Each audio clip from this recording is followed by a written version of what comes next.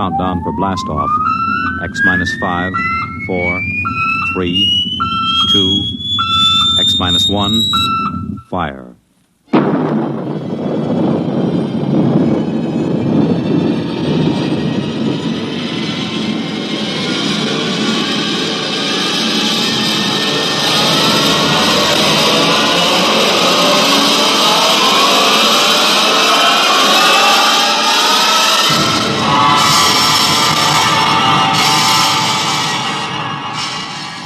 From the far horizons of the unknown come transcribed tales of new dimensions in time and space. These are stories of the future, adventures in which you'll live in a million could-be years on 1,000 maybe worlds. The National Broadcasting Company, in cooperation with Street and Smith, publishers of astounding science fiction, presents X minus 1.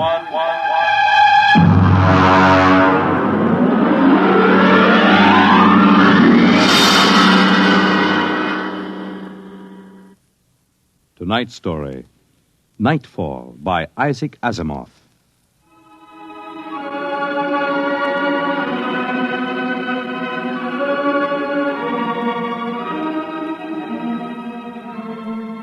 Ralph Waldo Emerson speculated, if the stars should appear one night in 1,000 years, how would man believe and adore and perceive for many generations the remembrance of the city of God?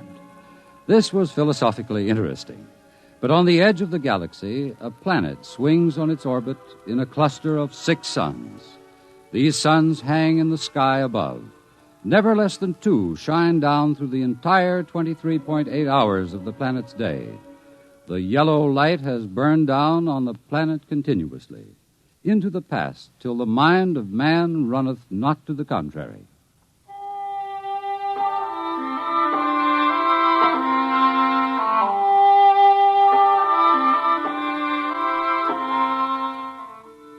Theremin was a reporter for the Saros City Chronicle. He covered them all, from the night police beat to politics to the sports pages, and the city editor wanted him to cover the biggest story of the year, perhaps of all time. It was an interview, a particularly difficult interview. But then, since his first days as a cub, Theremin had specialized in difficult interviews. It cost him bruises, black eyes, and broken bones, but it had gotten him an ample supply of coolness and self-confidence. He didn't expect violence, though, from an astronomer. You're from that newspaper? Well, you got a lot of gall coming here. Well, now, look, Dr. Aton, it's only a job. I've read your paper. You've been writing this observatory for 2 months now. You've attacked me personally. I have nothing to say to you. Well, this is your chance to get your side into the paper. Look, Dr. Aton, I'll give it to you straight. 2 months ago, the observatory issued a press statement that the world was coming to an end. Now, that's the same story the cult of the Book of Revelations had been preaching. Now, when a scientist backs that up, it's news. Our conclusions have nothing to do with the cult. The cult is full of superstition and mysticism. We're scientists. You've got the people pretty angry. It doesn't matter. If I can't get the story from you, I'll have to go somewhere else. Go ahead. The paper can be pretty rough on someone who doesn't cooperate, Dr. Aton. Young man, if you're not out of the observatory within 5 minutes, I shall call the police. Now get out.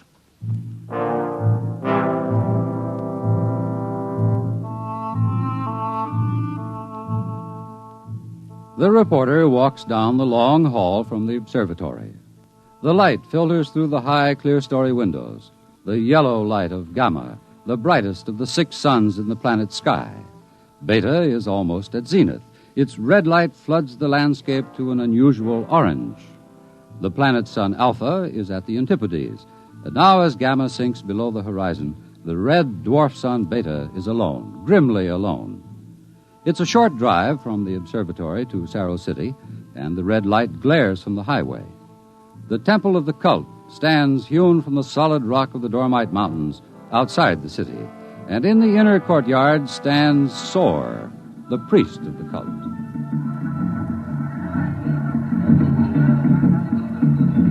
Woe to the unbelievers! Their souls will rot with the absence of light. Tell me, Your Reverence, what will happen? What are you waiting for here? The day of the coming. It is written in the Book of Revelations. It came to pass the sun Beta was alone in the sky, and the world was shrunken and cold. And and men did assemble in the public squares and highways. Their minds were troubled, and their speech confused, for the souls of men awaited the coming of the stars. And the lip of the cave of darkness passed the edge of Beta, and loud were the cries of men, and there was no light on the surface of the world. And in this blackness there appeared the stars in countless numbers, and in that moment the souls of men departed from them, and their abandoned bodies became even as beasts. From the stars then reached down the heavens flame, and where it touched, the cities of the world flamed to destruction, so that of man and all the works of man naught remained. So it is written.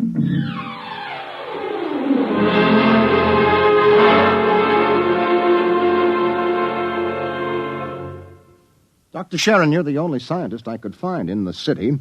Where is everybody? In the hideout. The hideout? Yes, but the place bored me.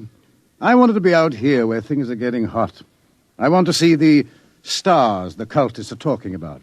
Besides, they don't want me at the hideout. I'm too scrawny to survive. What is the hideout? Well, we professors have managed to convince a few people that our prophecy of doom is valid. We've got about 3,000 people. They're supposed to hide where the darkness and the stars can't get at them. We hope they'll survive and leave the records. Survive? Survive what? Well, how true it is, I can't say, but the cultists say that every 2,050 years all the suns disappear, and there is a total darkness, and then they say things called stars appear. Of course, men go mad. They mix all this up with a lot of religio-mystic notions, but that's the central idea. But that's impossible, isn't it? I mean, there are always at least 2 suns in the sky, most of the time 4 or 5. There aren't now. Only Beta. You mean that there is going to be worldwide darkness tomorrow, that all mankind will go violently insane? What's behind that? Well, for one thing, the history of civilization of the world. We have located a series of cycles of civilizations comparable to our own, all of which, without exception, were destroyed by fire at the very height of their culture. But is there any scientific theory behind this which would explain it? Well, the University Observatory finished their calculations 2 months ago. And tomorrow there will be an eclipse of Beta so that the planet will become dark. That eclipse comes every 2,049 years. Darkness, and maybe those mysterious stars that no man has seen. And then madness and the end of civilization. And you expect to live through this at the hideout? They plan to photograph the eclipse and leave the records. And then the rest of mankind will know what to expect. Well, what is there in darkness to drive men mad? Have you ever experienced darkness, young man? Well, no, but I know what it is. It's just no light. Oh. Draw the curtain. Why, what for? If we had 4 or 5 suns out there, we might want to cut the light down for comfort, but with only Beta... Ah, that's the point. Just draw the curtain and then come here and sit down. All right.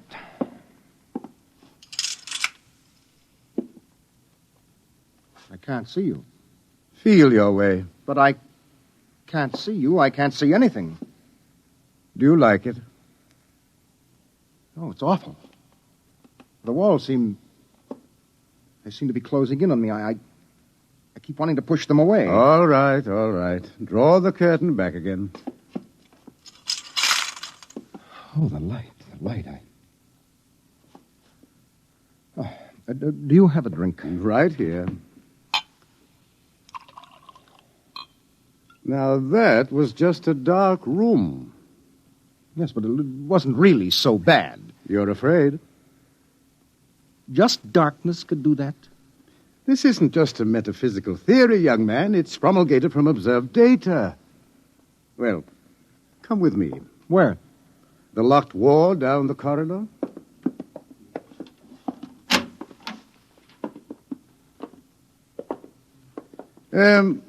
Were you at the Cerro City Centennial Exposition 2 years ago? I was overseas on assignment. Well, you remember hearing about the tunnel of mystery that broke all records in the amusement area? Oh, yes. Wasn't there some fuss about that? The anti-vice society had it shut down? Oh, it was shut down, all right. But the Blue Noses had nothing to do with it. That tunnel was nothing but a mile-long passage through darkness. You rode in a little car, and it took 15 minutes to get through. Oh, it was very popular while it lasted. Popular? Well, there's a fascination to be frightened when it's part of a game. Absence of light is one of the instinctive human fears. People came out of that 15 minutes of darkness shaking and half dead with fear. Weren't there some deaths? Oh, bad hearts, but that wasn't the big danger. Now, which key is this?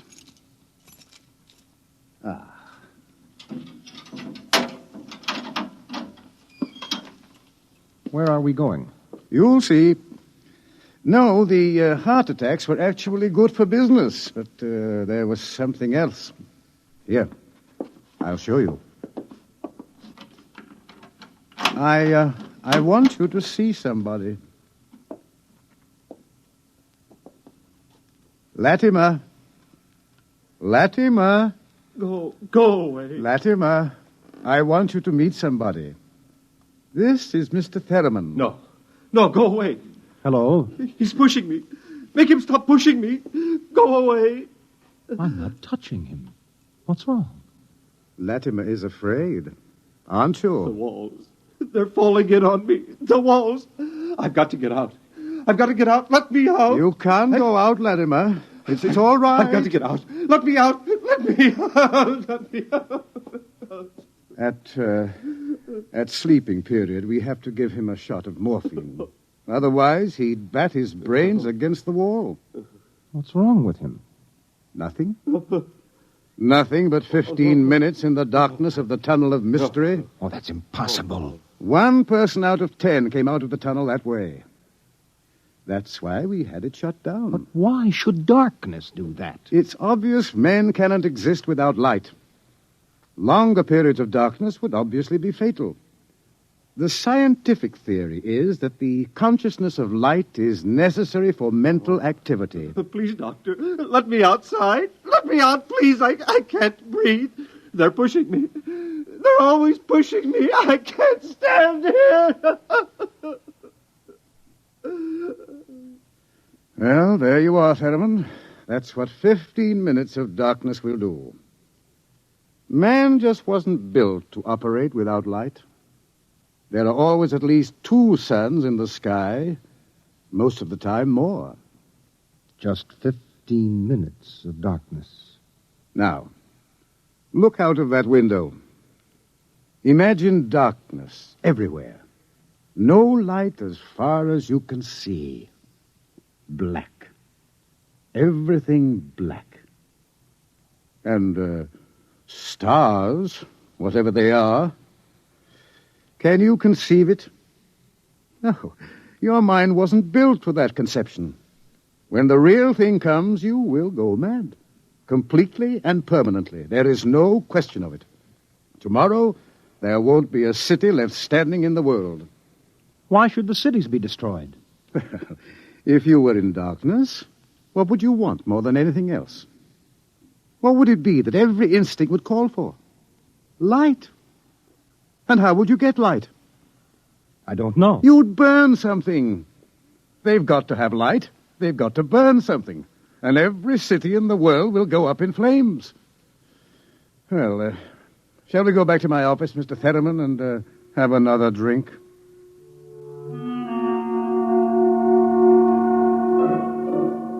Through the skies, the red sun Beta shines alone. The wind howls across the city. It is cold, colder than man can remember. And as the hour approaches, the reporter goes out and speaks to the man in the street. Excuse me, where are you going now? Home for supper. How about, what are you going to do tonight? Oh, you mean about this star stuff? Look, I'll tell you, mister, I got nothing against religion, see? But it don't stand a reason that the end of the world is going to come boom like that. It just don't stand a reason. Have you read what the scientists say? I don't read stuff like that, only the headlines. Well, how about the cult? Well, now, like I say, I've got nothing against religion. But you don't believe them either. They've always been shouting about doom and sin. Listen, when you've been around as long as I have, you get to know the score. It's all right to preach Judgment Day is coming and all that, but just the same, I'm putting money in the bank. How about darkness? About what? How would you feel if there were no light? You crazy. How could there be no light? Well, suppose all the suns went down at once. Suppose everything was black. That's crazy. What's the use of supposing something like that? It couldn't happen. It's crazy. That's all. Thank you. Sure. Oh, look, mister, remember, pallet with 2 L's?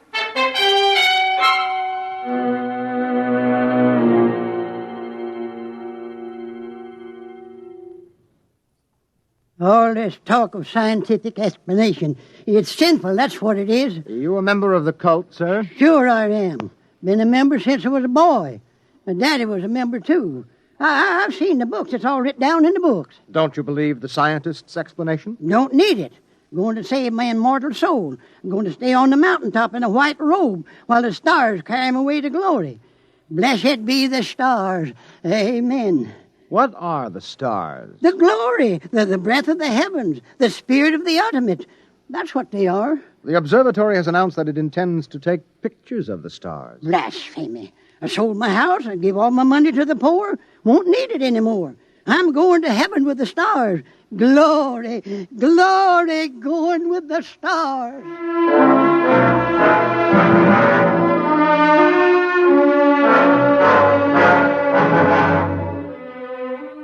The reporter checks the stock exchange, the stores, business at a standstill. Doesn't pay to buy anything today, not if the world is going to end tomorrow. There are predictions of economic collapse in the financial section, layoffs at the factories on the edge of the city. And through the streets, the people will mill and turn, unsure, crying in fear or shouting with bravado. The story isn't here in the city. And so, as the hour approaches, the reporter goes again to the observatory, high in the hills. Look, Dr. Aton, if you are right, if the world is going to be destroyed, what is the difference if I stay here and observe and take notes? Nothing, I suppose. You will be in the way. We have work to do. If I stay out of the way. Hello. Oh, this place is like a morgue. It's freezing outside. The wind is enough to hang icicles on your nose. Beta doesn't seem to give any heat at all, the distance it is. Why aren't you in the hideout, Sharon? Me? I'm part of the race that isn't worth perpetuating. Who's got a bottle? There'll be no alcohol today. Be too easy to get my men drunk. I can't afford to tempt them. All right, Thurman, you can stay. Time we took our positions, the observatory dome is up these stairs. After you. Ah! What is that? Up in the dome, quick!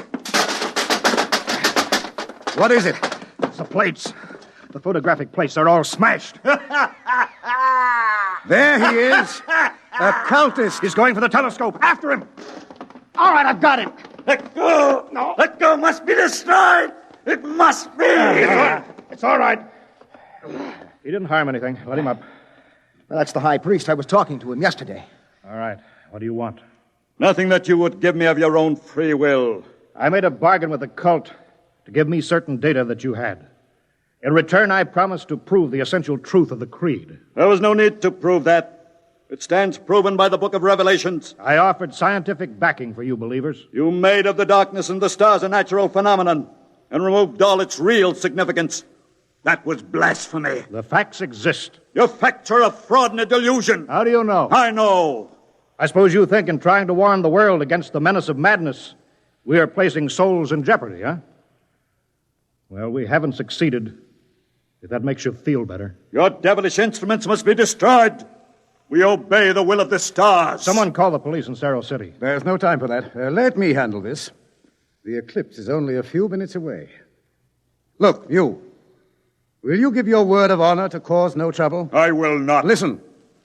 Just as soon as the eclipse starts, we're going to take you and put you in a closet with the door closed, and you will stay there. Then you won't see the darkness, and you won't see the stars. And that means the loss of your immortal soul, according to the cult. All right. Will you give your word of honor? You have it. You will all be damned for your deeds of today. Look at Beta. The eclipse has started. You can see the blackness against Beta. Get busy on those cameras. Check the exposures very carefully. You're shaking, Mr. Theremin. Yes, I don't feel very well. You're not losing your nerve. No, I'm just not used to it. You could probably make the hideout. I have been assigned to cover a story. I intend to cover it. Oh, professional honor? Yes. Yes. Allah sofanet radrak. Allah sofanet. What is that? The cultist. That's the book of Revelations. I don't understand it. He is chanting some old cycle language. The book of Revelations was originally written in it. There are probably 2 million people in Cerro City who are trying to join the cult. One gigantic revival. How do the cultists manage to keep the book of Revelations going from cycle to cycle if everyone goes mad? Who wrote the book? There are some people who don't see the stars. The blind, those who drink themselves into a stupor, and children, to whom the world as a whole is too new and too strange for them to be frightened at stars and darkness. They would have memories, and that, combined with the confused, incoherent babbling of the mad, form the basis for the book of Revelations. Oh, the cult will be riding high down there in the city. I hope they make the most of it. Dr. Sharon, I've just heard from the hideout on the private line. Oh, they're in trouble?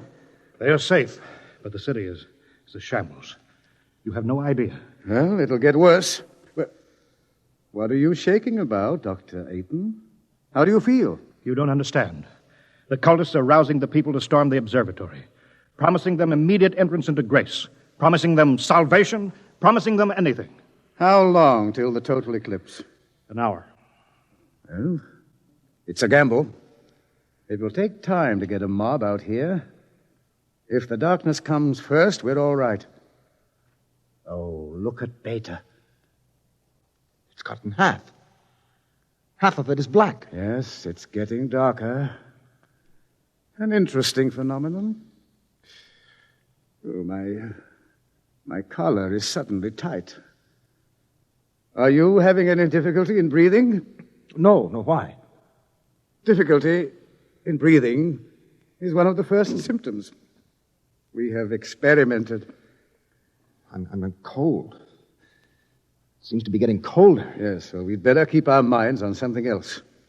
One of the astronomers has a theory about the stars, far away to see in the light. He developed a fantasy about a planet revolving around one sun. It's a mathematical possibility. Of course, there couldn't be any life. Part of the planet would always be dark and without light. Well, it's obvious. Without light, there can't be any life. It's time for the artificial light. We can't read the instruments. Artificial light? One of the researchers at the university worked it out. Why, it's beautiful. Yellow light. After 4 hours of red. It's beautiful. Light. Light.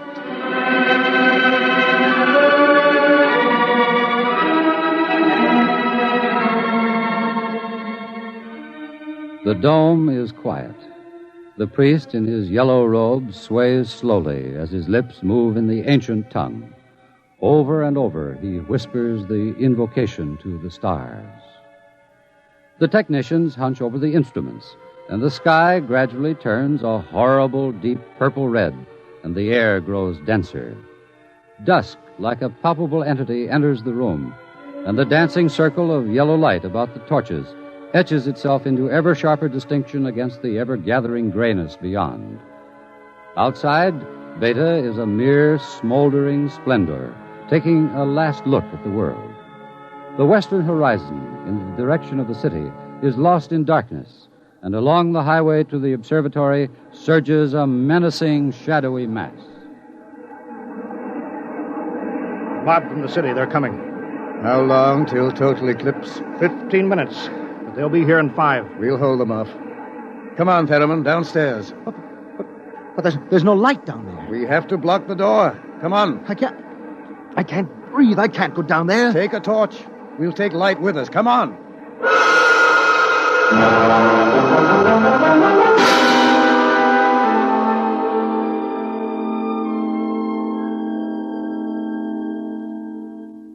Ayton. I'm here. Did you bar the door? They won't get in. All right now, everybody. 1 minute till totality. 1 minute. Just before totality, I'm changing the plate. That will leave one of you for each camera. You know all about times of exposure. Now remember, don't try to look for good shots. And if you feel yourself going, get away from the camera. It's dark. It's getting dark. Sharon. Sharon, where are you? I can't see you, Sharon. I'm right here. 30 seconds. Look out, the priest.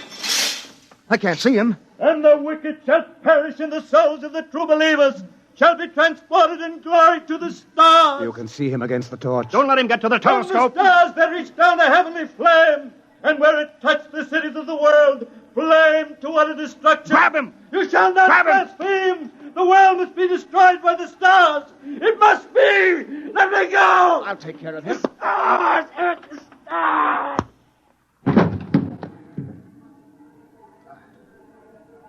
5 seconds to totality.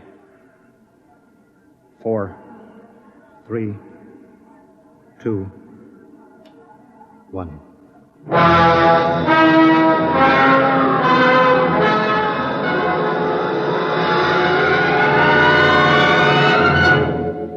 The sky is black, and through it shine the stars. 30,000 minute suns shine down in a soul-searing splendor. It is more frightening in its awful indifference than the bitter wind that shivers across the horrible, cold, bleak world. The stars. The stars. The stars. It's dark. Dark. Dark. The walls. The walls are coming in on me. They're coming in. Light. Light. Light. Darkness. Forever. Light. And ever. And ever. Light. And the walls Light. are breaking in. We did not know. We did not know. We did not know.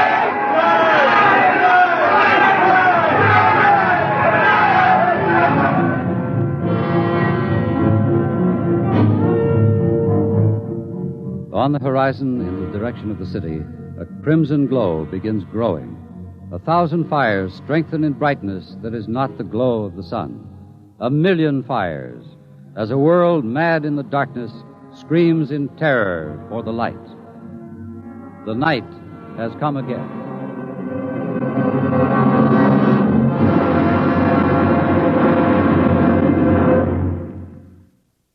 You have just heard X-1, presented by the National Broadcasting Company in cooperation with Street and Smith, publishers of astounding science fiction.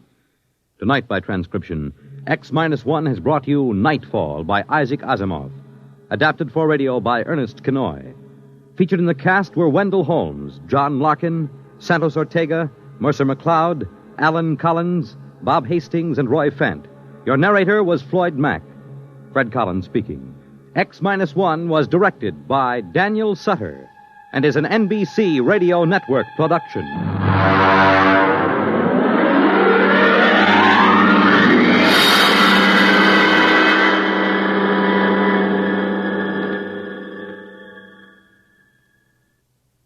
It's groomed for your interests.